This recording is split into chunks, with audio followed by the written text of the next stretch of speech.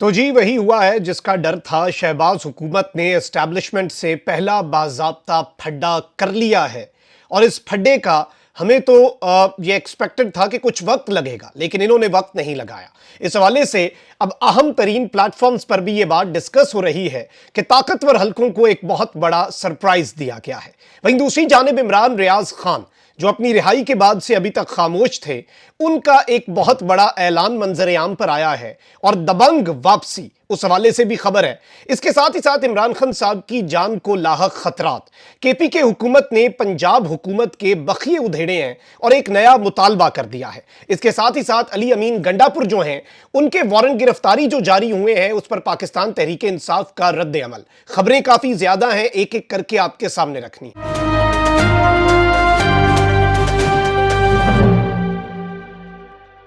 बिस्मिल्लाहिर्रहमानिर्रहीम, अस्सलाम वालेकुम नाज़रीन कराम, मैं हूं मखदूम शहाबुद्दीन और आप देख रहे हैं मेरा फेसबुक और यूट्यूब चैनल। उम्मीद करता हूं आप सब लोग बखैर वाफियत होंगे और जहां भी होंगे अपने अहले खाना समेत खुश भी होंगे और महफूज भी। अगर अभी तक आपने इस वीडियो को लाइक नहीं किया तो लाइक जरूर कर लें। आपके लाइक्स और कमेंट्स हमारे लिए बहुत ज्यादा अहमियत के हामिल हैं। हमारे चैनल्स को लगातार रिपोर्ट किया जा रहा है उन अनासर की तरफ से जिन्हें हमारा तर्ज सहाफत पसंद नहीं। इस असर को जाहिल करने के लिए आपके जो लाइक्स और कॉमेंट्स हैं इस ज़िमन में वो एक बड़ा अहम तरीन किरदार अदा करते हैं। खबरें काफ़ी ज़्यादा हैं, आज का दिन भी बहुत ज़्यादा हैपनिंग होने जा रहा है। आज एक जानिब तो इमरान खान साहब का जो साइफर केस है उसमें जो सज़ा दी गई थी इमरान खान साहब को, उस सज़ा के खिलाफ अपील पर दोबारा समाअत होनी है और ये रोज़ाना की बुनियाद पर इस्लामाबाद हाई कोर्ट में समाअत हो रही है, वेरी इंपॉर्टेंट। वहीं दूसरी जानिब वज़ीर आज़म शहबाज शरीफ ने भी वफाकी काबीना का इजलास तलब कर लिया है। ज़राए के मुताबिक वफाकी काबीना का इजलास आज सुबह 11 बजे वज़ीर आज़म हाउस में होगा। इजलास में मुल्की मुआशी और सिक्योरिटी सूरत हाल पर गौर किया जाएगा, जबकि खित्ते की सूरत हाल पर ब्रीफिंग भी दी जाएगी। IMF के साथ मुज़ाकरात पर भी काबीना को एतमाद में लिया जाएगा। इजलास में ECC के फैसलों की भी तौसीक की जाएगी। अच्छा, वहीं दूसरी जानिब आप अंदाजा करें कि इस वक्त खबरें क्या आ रही हैं। वज़ीर आज़म शहबाज शरीफ ने मीडिया और बयानिए के मामले पर हुकूमती तर्जुमानों की टीम में इजाफे का फैसला कर लिया है। द न्यूज़ बेसिकली से रिपोर्ट कर रहा है और बाकी मीडिया चैनल्स भी कि वज़ीर आज़म शहबाज शरीफ की ज़ेर सदारत वज़ीर आज़म हाउस में तर्जुमानों का पहला गैर मामूली इजलास हुआ।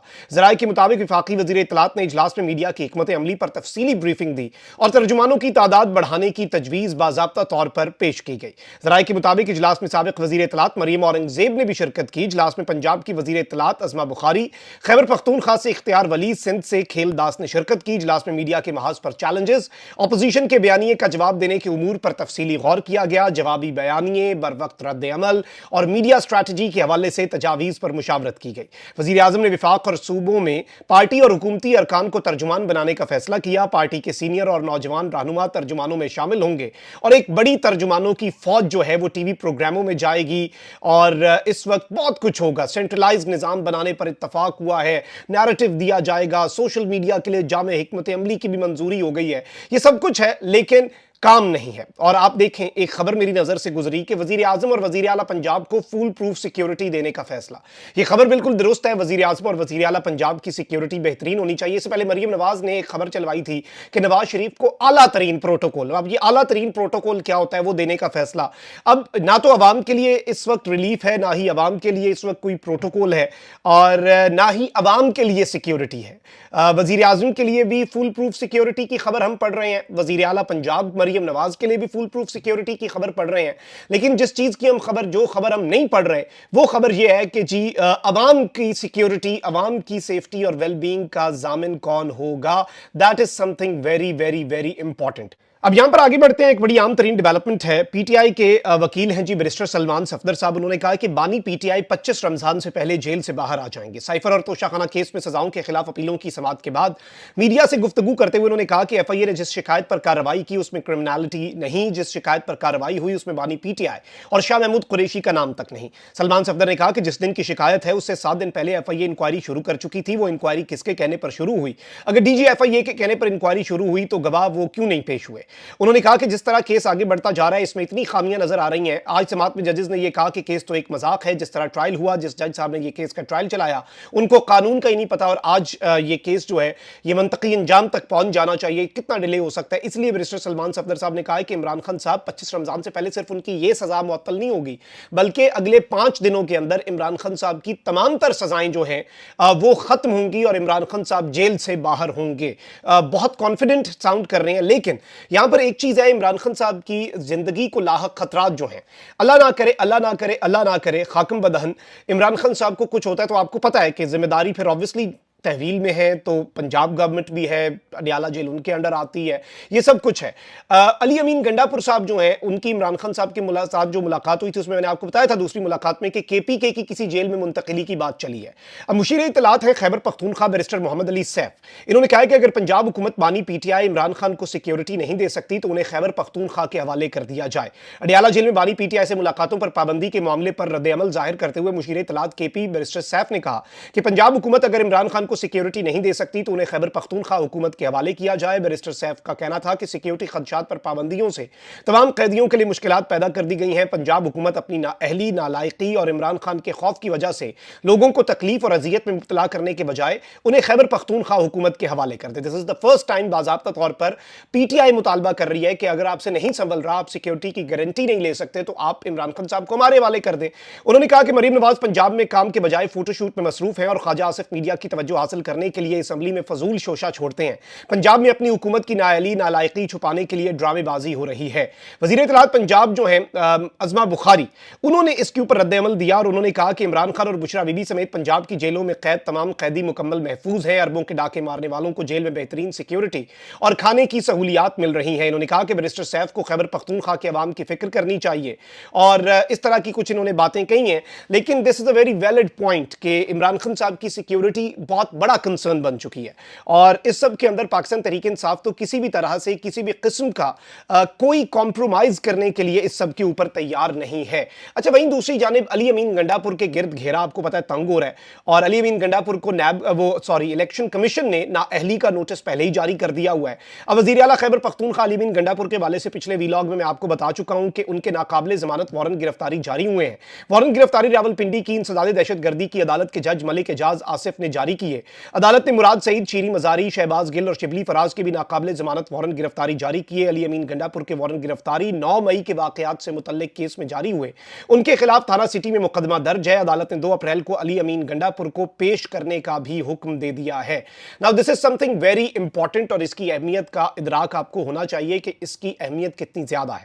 اب یہاں پر پاکستان تحریک انصاف کے قائدین خصوصاً وزیر اعلیٰ خیبر پختونخوا علی امین گنڈا پور کے وارنٹ گرفتاری کے اجرا کا معاملہ پاکستان تحریک انصاف کی جانب سے جعلی، جھوٹے، بے بنیاد اور من گھڑت مقدمات کی آڑ میں خیبر پختونخوا کے عوام کے مینڈیٹ کی توہین اور وفاق کی وحدت پر حملے کی شدید مذمت۔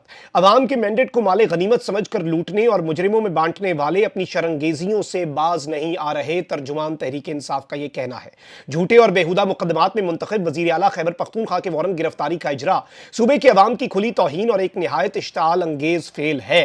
اگر خیبر پختونخوا سے وزیر اعظم یا وزیر اعلیٰ پنجاب کی گرفتاری کے وارنٹس جاری ہوئے تو وفاق اسے کس نگاہ سے دیکھے گا؟ یعنی کلیئرٹی کے ساتھ انہوں نے کہا کہ پھر کے پی میں بھی وزیر اعلیٰ پنجاب کے اگر وارنٹ گرفتاری جاری ہو گئے، خیبر پختونخوا میں اگر وزیر اعظم شہباز شریف کے وارنٹ گرفتاری جاری ہو گئے، ابھی ریسنٹلی دورہ کیا تھا نا، تو اریسٹ کر لیں گے ادھر آئے، تو پھر اس کے اوپر وہ کیا رد عمل دیں گے اور وفاق اسے کس نگاہ سے دیکھے گا؟ اس وقت تو یہ سارے چورن بیچنے آ جائیں گے نا کہ جی پتہ نہیں کیا ہو گیا اور نظام نہیں چل رہا، یہ سب کچھ نہیں چل رہا۔ اب آپ خود اندازہ لگائیں، علی امین گنڈا پور وزیر اعظم سے ملے، عمران خان صاحب نے علی امین گنڈا پور کو کہا کہ آپ نے ایس آئی ایف سی میں بھی کنٹریبیوٹ کرنا ہے، آپ نے وفاق اور ملک کو نقصان نہیں پہنچانا۔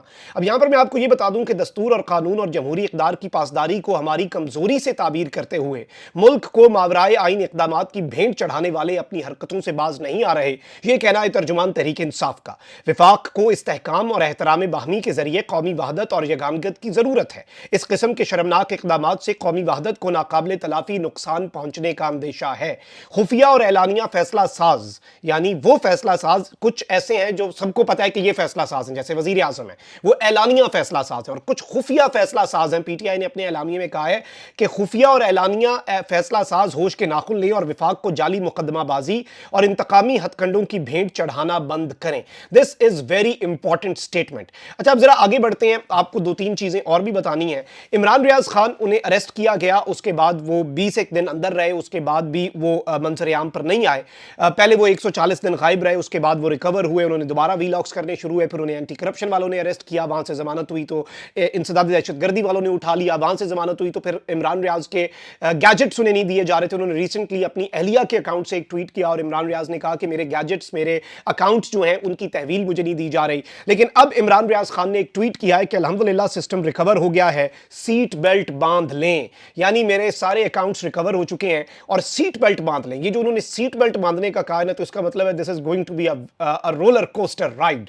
और जो इस वक्त आपको पता है ताकत के नशे में सरमस्त बैठे हैं, उनके लिए ये एक बड़ा कंसर्न होने वाला है। अच्छा, वहीं दूसरी जानिब मैंने आपके सामने जिस तरह अपने इब्तदाइये में रखा कि शहबाज हुकूमत ने एस्टैब्लिशमेंट से जो फड्डा डाला है, ख्वाजा आसिफ साहब जो हैं उन्होंने जो बयान दिया है कि जनरल बाजवा और जनरल फैज को मैं पार्लियामेंट में बुलाने की और जवाबदही की करारदाद खुद पेश करूंगा। अंसार अब्बासी साहब का मैं कॉलम सुन रहा था, मैंने तो आपको कल ही बता दिया, लेकिन वो भी इसे बाज़ाब्ता तौर पर एस्टैब्लिशमेंट के साथ महाजराई के साथ ही ताबीर कर रहे हैं। और अंसार अब्बासी साहब ताकतवरों के बड़े करीब भी हैं, उनके हवाले से पहले भी बड़ी एक्सक्लूसिव खबरें करते रहे, उनका क्रेडिट है।